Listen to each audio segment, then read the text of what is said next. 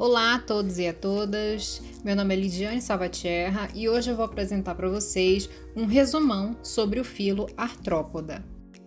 O filo Artrópoda é o maior filo de todo o reino animal, com mais de 75% do total de espécies conhecidas no mundo. A gente acredita que existam mais de 1 milhão de espécies de artrópodes. Isso significa basicamente que a cada 100 espécies de animais que existem no mundo, 75 espécies de animais pertencem ao filo Artrópoda. Os artrópodes formam um grupo de animais extremamente diversos. Então aqui a gente vai explanar basicamente as principais características de alguns desses grupos internos, como os crustáceos, os aracnídeos, os insetos e os miriápodas. A gente vai dar início então falando das principais características gerais desse grupo de artrópodes. A primeira característica que a gente vai falar é a presença de um exoesqueleto rígido. Todos os artrópodes vão possuir então um exoesqueleto, que é um esqueleto externo. Ele não é constituído de cálcio, tá? Então a gente não está falando de um esqueleto constituído por ossos. Esse exoesqueleto ele vai ser constituído por quitina. Esse revestimento externo ele vai ter principalmente 3 funções. A primeira dela é a sustentação do corpo. Vai oferecer proteção contra choques mecânicos, ou seja, contra impacto, e também vai proteger contra a perda excessiva de água por evaporação. Esse exoesqueleto também vai ser muito importante no movimento do animal. Internamente, a gente vai encontrar a associação de músculos que vão se prender a esse exoesqueleto quitinoso. Outra característica importante do filo Artrópoda é a presença de apêndices articulados. O que é um apêndice? É uma estrutura que pode ser ativamente movimentada. Então, esse animal ele tem controle sobre aquela estrutura. Então, quais são esses apêndices no filo Artrópoda? Eles são as pernas, as asas, as antenas, os pedipalpos, as peças bucais, tá bom? Nem todos os grupos dentro do filo Artrópoda apresentam todas essas estruturas que eu falei. Então, por exemplo, insetos possuem antenas e asas. Aracnídeos já não possuem nem asas nem antenas, tá bom? Então, isso vai variar muito dependendo do grupo que a gente vai estudar. A gente acabou de falar que o exoesqueleto desses animais é muito rígido. Então, para esse animal conseguir crescer, para os artrópodes conseguirem crescer, eles vão passar por um processo chamado de muda ou equidise. Todos os artrópodes fazem esse processo de muda, independente se ele é um inseto terrestre, como por exemplo uma formiga, ou se ele é um animal aquático, como um camarão, tá? Inseto, camarão, escorpião, aranhas, todos são artrópodes e todos fazem esse processo de muda. Quando esse animal está preparado para crescer, ele normalmente vai se alimentar muito, tá? Ele vai ficar mais gordinho e por baixo desse exoesqueleto vai começar a ser secretado o novo revestimento. Só que ele ainda vai ser muito flexível e ele precisa que esse exoesqueleto velho seja descartado para que esse animal se expanda dentro desse exoesqueleto novo e cresça ali dentro, tá? Então esse animal ele tem um período muito curto de expansão, de crescimento interno na hora dessa troca, tá? E o que é interessante é que a maioria desses animais, quando eles estão na fase de endurecimento desse novo revestimento, eles ficam extremamente vulneráveis, tá? Então, eles normalmente procuram um abrigo, eles ficam parados em algum lugar, até que esse revestimento fique rígido e aí que ele começa a voltar a se movimentar, a caçar. Outra coisa importante é que durante esse processo de muda, esse animal ele pode passar por profundas modificações na forma do corpo, por exemplo.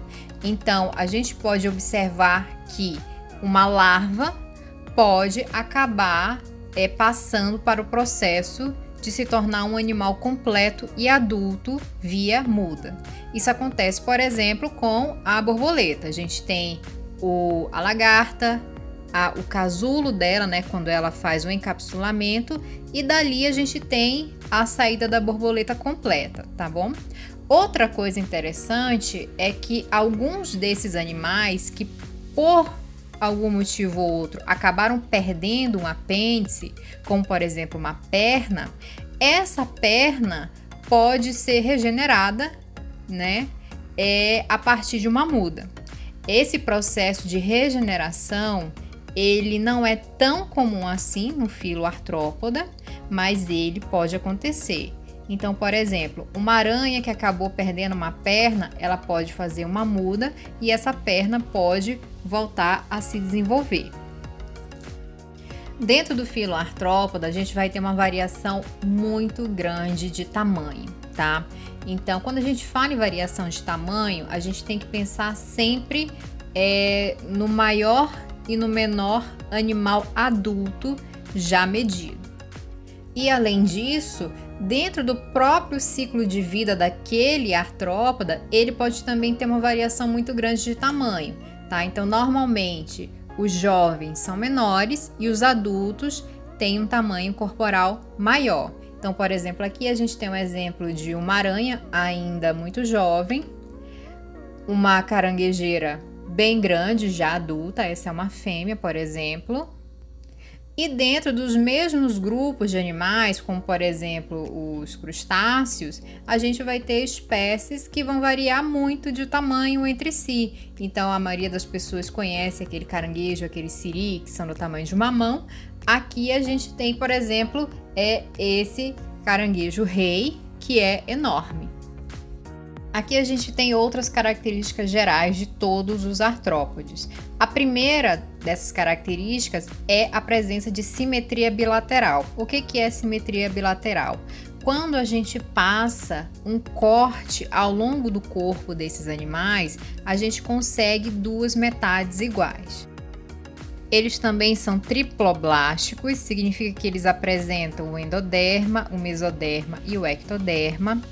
O corpo é segmentado, significa que a gente consegue observar regiões diferenciadas no corpo. Então, a gente olhando um artrópode, a gente consegue ver a cabeça, o tronco, o abdômen. O sistema circulatório é aberto, significa que o sangue desses animais não vai correr dentro de vasos sanguíneos, tá? Vai ficar disperso no corpo desses animais. E esse sangue vai entrar em lacunas presentes nos órgãos. Por isso que é um sistema circulatório também dito lacunar. O trato digestivo é completo e significa que todos vão possuir a boca e o ânus. E o sistema nervoso é do tipo ganglionar. Isso significa que vai ter a formação de gânglios cerebrais mais desenvolvidos na região anterior, ou seja, na região da cabeça, e normalmente todos esses animais vão ter órgãos sensoriais, estruturas sensoriais, tá? Além disso, esse sistema nervoso ele é ventral, então ele não vai passar por cima do corpo desse animal, ele vai estar passando pelo ventre, então ele vai percorrer a parte de baixo desse animal. Entrando agora nos grupos do filo artrópoda, a gente vai falar sobre os subfilos, tá? Então, dentro de artrópoda, a gente pode reunir todos esses animais em 5 subfilos. O subfilo Trilobitomorpha, Cheliceriformes, crustácea, hexápoda e miriápoda. Eu vou falar rapidamente de cada um deles. Em Trilobitomorpha, eu vou falar de um grupo já extinto, é um grupo ancestral de todos os outros artrópodes. Nos Cheliceriformes eu vou falar das aranhas do mar e dos aracnídeos, tá? A aranha do mar, ela não é um aracnídeo, mas é um grupo muito próximo. Nos crustácea, eu vou falar dos crustáceos, caranguejos, camarões. Em hexápoda, a gente vai encontrar os insetos. E dentro de miriápoda, a gente encontra a lacraia, o piolho de cobra. Começando por trilobitomorfa, eu vou falar dos trilobitas. Os trilobitas foram um grupo marinho que existiu. Hoje é um grupo completamente extinto, então a gente só tem o registro de fósseis, que é o que a gente vai observar nas imagens. Era um grupo muito pequeno, né, com tamanho variando de 2 a 67 centímetros, já possuía o exoesqueleto quitinoso e articulado, que é uma das características que a gente viu do filo artrópoda, e esse animal tinha o corpo dividido em 3 partes. A gente consegue observar ali na porção anterior em rosa o céfalo, que onde estavam as principais estruturas centrais nervosas. Em amarelo, o tórax. A gente consegue ver ali várias articulações no corpo desse animal.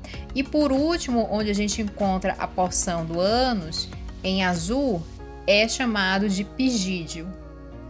Dentro desse grupo tinha uma variação muito interessante de tamanho e de algumas estruturas mais afiladas, como a presença de uma cauda, como a gente pode observar nesse outro fóssil. Aqui também muito parecido com o outro. Esse grupo ele não é abordado nos vestibulares e no Enem, então aqui é só para mostrar um pouco da diversidade dos registros fósseis, de grupos ancestrais dos animais viventes hoje. E aqui a gente já parte então para o subfilo Cheliceriformes, tá? Dentro desse subfilo eu vou falar de Pycnogônida e de Chelicerata. Em Pycnogônida, a gente encontra os animais que são chamados de pycnogônidos. Vulgarmente, por se assemelharem a aranhas, eles são chamados de aranhas do mar. Todos esses pycnogônidos, eles são animais marinhos, certo? Existem aproximadamente 1.300 espécies. Eles são mais facilmente encontrados na Austrália, na Nova Zelândia, na costa pacífica dos Estados Unidos, Mediterrâneo, e eles não possuem nenhuma importância médica em si, então não tem veneno, eles não causam nenhum tipo de acidente ao ser humano. Saindo então de Pycnogônida e entrando em Chelicerata, a gente vai falar de 2 grupos dentro de Chelicerata. A gente vai falar de Merostomata e de Arachnida. Dentro de Merostomata, a gente vai encontrar o conhecido caranguejo ferradura. Apesar desse animal receber esse nome vulgar de caranguejo, ele não é um caranguejo, ele é um merostomata, que é conhecido cientificamente como límulo, tá? Então, o límulo, ele está dentro de Merostomata, dentro de Cheliceriforme, e ele recebe o nome vulgar, nome comum de caranguejo ferradura, justamente por ele se parecer muito com um caranguejo. A gente não tem a presença desse animal aqui no Brasil, tá? Ele é mais encontrado no Golfo do México, ao longo da costa do Atlântico. Esse animal hoje ele tem uma importância muito grande nas pesquisas médicas, especialmente com relação ao seu sangue. O sangue desse animal é azul, mas não é por causa disso, né, que ele é importante. É que o sangue dele hoje está sendo testado para a formulação de medicamentos. Já é conhecido que o sangue tem uma função muito importante contra endotoxinas de bactérias. Então, ele está sendo estudado para formular remédios visando a cura de várias doenças causadas por bactérias. Aqui a gente consegue observar a parte ventral desse animal, a gente vê vários apêndices, né, no caso as pernas, e a gente consegue observar o que a gente falou aquilo lá no começo da aula, né, com relação à articulação dos apêndices. Olha como ele consegue se movimentar muito bem. Então a gente falou de Merostomata, que é um grupo menos conhecido da gente, e aí sim a gente vai falar sobre a classe aracnida. Dentro então de aracnida, a gente vai encontrar os aracnídeos. Quando a gente pensa em aracnídeo, a gente normalmente lembra de 3 principais representantes: as aranhas, os escorpiões e algumas pessoas ainda lembram dos carrapatos e dos ácaros. Na verdade, são 11 tipos de animais que são considerados aracnídeos. Na biologia, a gente não fala tipo, né? A gente chama de ordem. Então, são 11 ordens que compõem a classe aracnida. Então, existem 11 ordens de aracnídeos. Eu vou falar muito sobre a ordem das aranhas, dos escorpiões, um pouco mais de ácaros e carrapatos, e as outras ordens que são menos conhecidas eu vou passar bem rapidamente, só para a gente ter um conhecimento de como é um pouco da biologia e especialmente da forma desses animais, como é que a gente identifica esses outros animais. Para a gente saber então o nome de todas as 11 ordens, a gente tem a ordem Arane, a ordem Scorpione, ordem Amblypyge, ordem Schizomyida, ordem Uropyge, ordem Riccinulae, ordem Palpígrade, ordem Pseudoscorpiones, ordem Opiliones, ordem Solífuga e ordem Ácari. Porém, antes de entrar em cada uma delas, é importante a gente saber o que é que faz um aracnídeo ser um aracnídeo. Uma das formas mais simples da gente nunca mais confundir um aracnídeo com outro animal é comparar ele com um inseto. A maioria das pessoas acham que aranhas, escorpiões, carrapatos são insetos, mas isso é errado, tá? Então são 2 coisas diferentes. Aracnídeo é uma coisa, inseto é outra. Aqui a gente consegue observar então 2 figuras. De um lado a gente tem uma aranha e do outro lado a gente tem um gafanhoto. Olhando rapidamente, a gente consegue observar que aracnídeo não possui asa e os insetos possuem asa. Outra coisa, olhando na porção da cabeça, a gente consegue observar que inseto possui antena e, no caso dos aracnídeos, eles não vão possuir antena, mas eles vão possuir uma estrutura chamada de pedipalpo, que é essas 2 estruturas em amarelo que parecem pernas e parecem antenas, tá? Mas eles são pedipalpos. Os aracnídeos vão usar esse pedipalpo tanto para função sensorial ou como uma forma de predação, tá? A gente vai ver isso mais para frente. Vou falar um pouco mais sobre pedipalpo mais para frente. Outra coisa é com relação ao número de pernas. Aracnídeos vão possuir sempre 8 pernas, ou seja, 4 pares de pernas. E os insetos vão sempre possuir 6 pernas, ou seja, 3 pares de pernas. Outra coisa importante é que a gente não chama as pernas desses animais de patas, tá? Pata a gente usa para mamífero, então a gente está falando de pernas. Além disso, o corpo dos aracnídeos vai ser dividido só em 2 porções. A gente vai ter a porção da cabeça e a porção do abdômen. Então, olhando aqui no aracnídeo, a gente está vendo toda essa porção vermelha, onde estão as pernas, é a cabeça. Os aracnídeos vão possuir a cabeça e o tórax fundidos. Então a gente não vai conseguir ver a cabeça e o tórax. A gente vai ver essas 2 estruturas juntas, fundidas. Então a gente chama isso de cefalotórax. E ali em azul a gente vê o abdômen dos aracnídeos. Então, aracnídeo vai apresentar cefalotórax e abdômen. Já nos insetos, a gente vai ter o tórax bem definido. Então, a gente vai ter ali na porção amarela a cabeça, a gente consegue inclusive observar os olhos, o tórax em azul, onde a gente também encontra as pernas e as asas, e em verde a gente encontra o abdômen. Então, como é que a gente reconhece um aracnídeo? O corpo vai estar sempre dividido em dois. Olhando a figura, a gente consegue ver em vermelho o cefalotórax, que também pode ser chamado de prossoma, e em verde o abdômen, que a gente também pode chamar de opistossoma. A gente não vai encontrar antena e nem asa. São sempre 4 pares de pernas, mais um par de pedipalpos. Só para ilustrar então a diversidade corporal de aracnídeos desde já, a gente tem aqui então a ilustração de uma aranha e a foto de um escorpião. A gente consegue ver muito claramente uma variação corporal, tá bom? E preste atenção nos pedipalpos. Quando a gente olha a aranha, logo do lado do primeiro par de pernas, a gente consegue ver 2 estruturas ali que também se parecem pernas, só que bem pequenininhas, que eu disse antes que algumas pessoas acham que são as antenas das aranhas, mas na verdade não são, são os pedipalpos.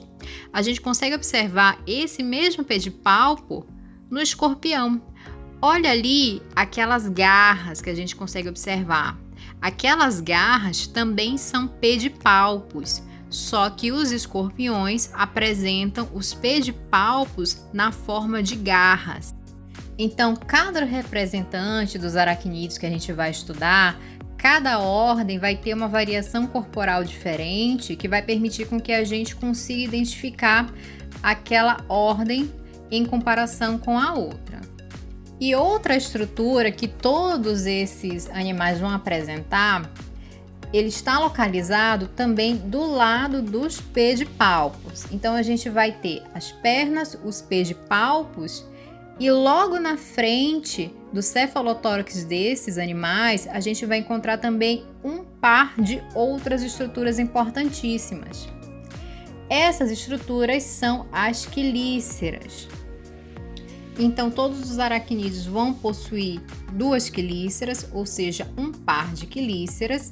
E elas são estruturas articuladas, ou seja, elas conseguem se movimentar e elas vão apresentar uma função importante na alimentação. Aqui a gente consegue observar as quelíceras das aranhas, que têm um formato de agulha, e as quelíceras dos escorpiões, que têm formato também de pinça.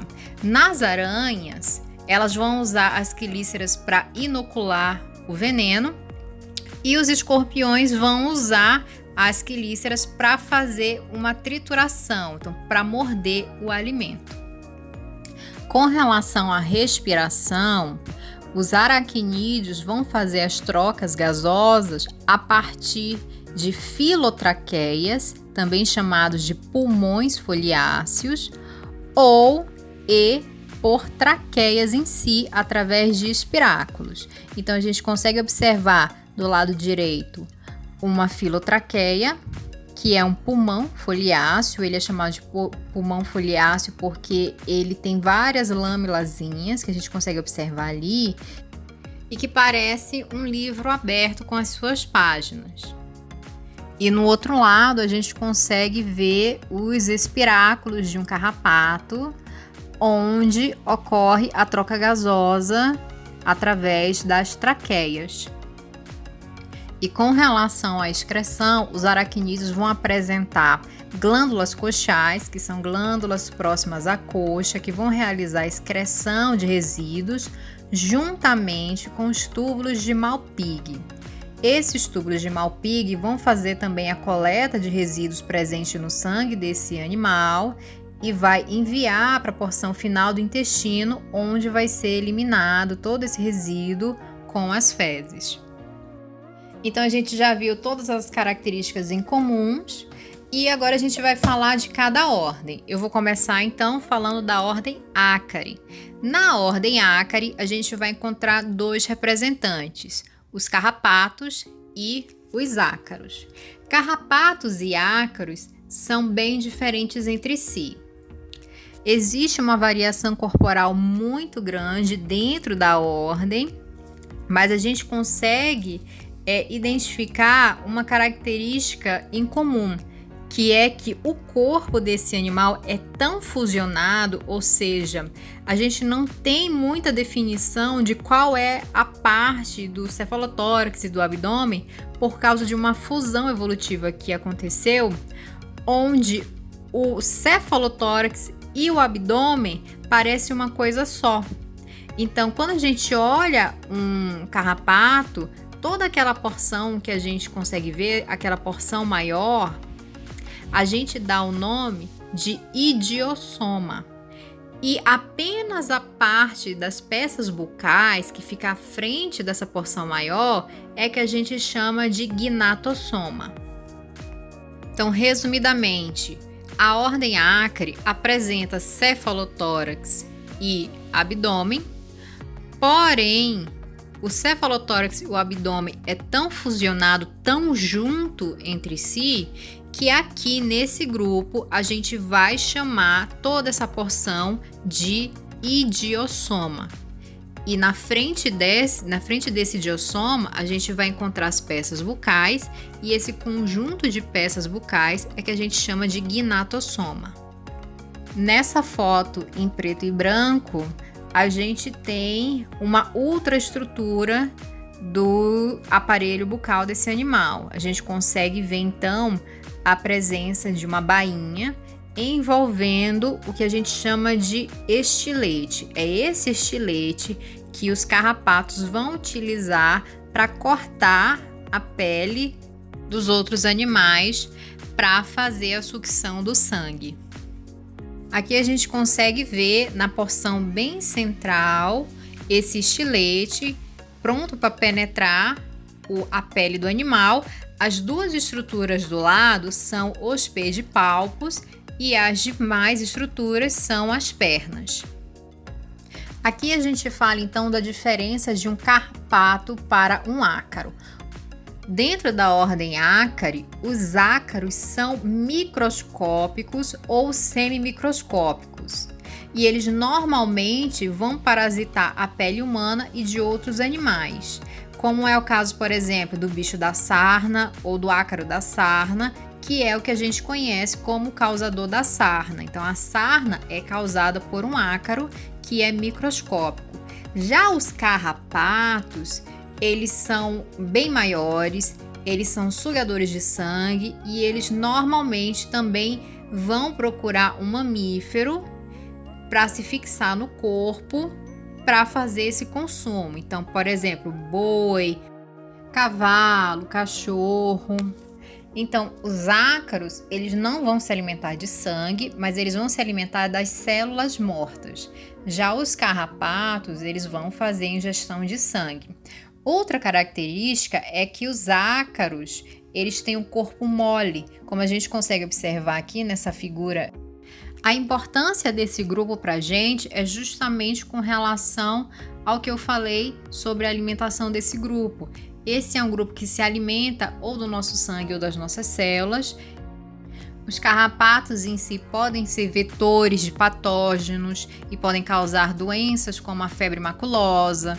No caso da febre maculosa, ela acontece quando o carrapato está infectado por uma bactéria do gênero Rickettsia, e aí esse carrapato vai picar um cachorro, uma capivara ou um cavalo, e ele vai fazer a transmissão dessa bactéria na hora que ele fizer a perfuração da pele desse animal para fazer o consumo de sangue.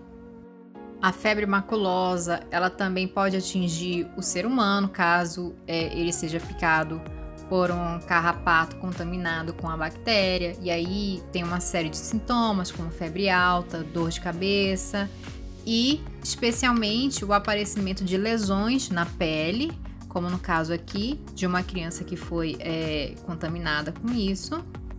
As lesões parecem lesões de catapora, e também existem diversas outras doenças que podem ser transmitidas por carrapatos e outras condições que podem ser desencadeadas pela presença de ácaro. Essa primeira parte, então, do resumo de filo de artrópoda vai ficando por aqui. Veja o próximo vídeo com a continuação do resumo do filo. Se você gostou da aula, curta, comente, compartilhe. Obrigada, bons estudos e até a próxima aula.